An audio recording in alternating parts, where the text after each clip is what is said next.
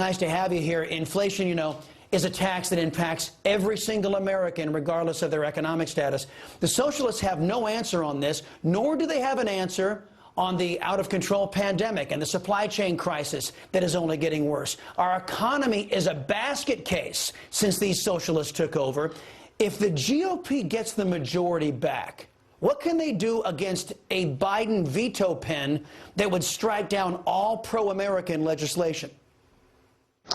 Well, thank you for what you're doing. Thank you for what you're saying. We need the truth. This country has had a dearth of truth since in the last 12 months for sure. But inflation is taxation. It's gone up every month of Biden's presidency. And I can tell you that it's looking good. I think the American people, the polls are showing the American people have no faith and no confidence that this president and his administration are going to be able to do anything to be able to improve the situation that they have 100% created themselves. We're sitting at a 40-year high. I was in the United States Air Force serving under President Jimmy Carter, and I remember well those that 40-plus years ago when we had equal inflation. And I think the American people know well their paychecks are going down, their groceries, their building materials, their automobiles, everything has just skyrocketed. We've got to hold this president's feet to the fire. If we can win the majorities back in the House and the Senate and trusting our leadership to press this forward, that we can override vetoes of this president, then I think we can really, really push back on this. And you were talking about Dr. Fauci. The man cannot be believed. He flip-flops. The only thing that's consistent about this man is that he's inconsistent. We know that he has lied to the people, to the Congress. He ought to be fired immediately. And I don't know how anyone can trust him. And I'm just very, very glad, very happy that senators and some of our representatives in the House and Senate side are holding his feet to the fire, because Americans deserve the truth. Well, Congressman, just really quickly before I get to my next question, Dr. Fauci, it looks like he lied to Congress under oath. The Democrats, of course, when people break the law, the Democrats don't give a damn about enforcing law. If the Republicans get back the House of Representatives, will Mr. Fauci be held accountable for lying? If he's found to have lied to Congress, will he be held accountable? Yeah, in my book, he will be held accountable. I think the man should be removed from office. He ought to resign. He's shameless. We know that he's lied about the EcoHealth Alliance grants that help fund the Wuhan Institute of Virology. What other institutes around the world have gotten gain of function funding from the United States through Dr. Fauci's agency? Yeah. Well, just like the Democrats aren't interested in holding communists accountable, they aren't interested in holding lawbreakers accountable. I'll get more into that in a minute. Look, parents were shocked and dismayed to find out that it was Joe Biden who actually asked the National Association of School Boards to issue this memo calling them terrorists because they believed that they should be overseeing their children's education.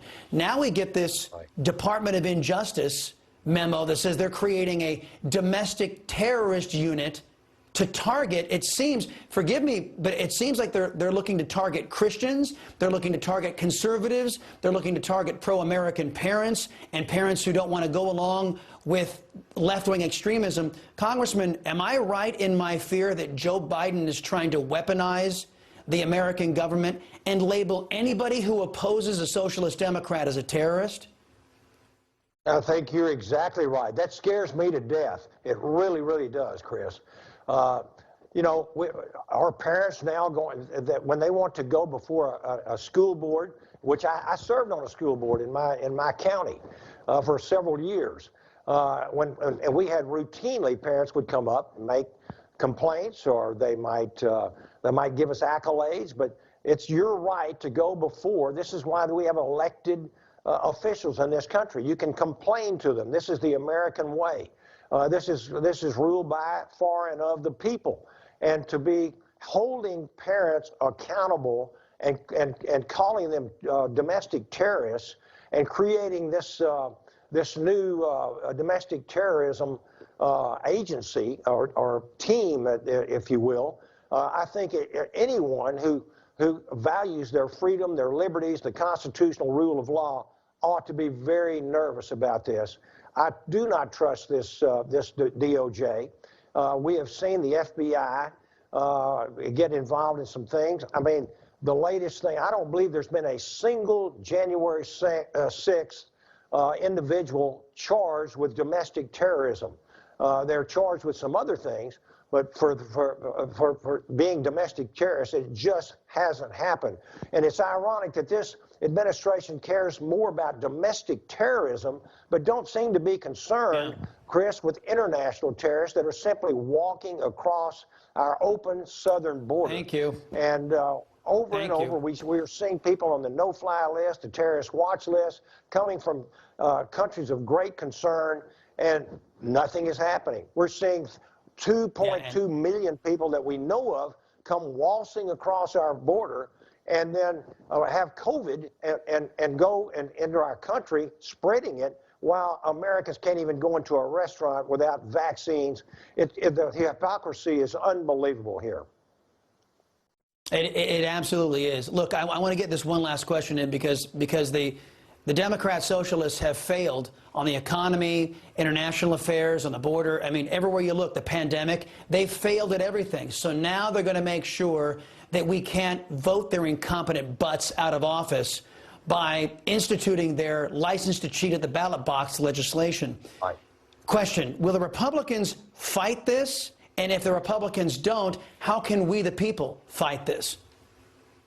I can promise you the Republicans are going to fight against any infringement of our rights, of taking and making changes in the filibuster rules so they can get their change and federalize our, what has now been for well over 200 years, our state processes for elections. And all this is a power grab. This is not going to make our elections more free. It is actually going to guarantee that fraud can be perpetrated. That's what we're seeing, and we see it all over in the state of Texas. Having to be able to show a photo ID is only common sense. It has nothing to do with racism as we're being accused of.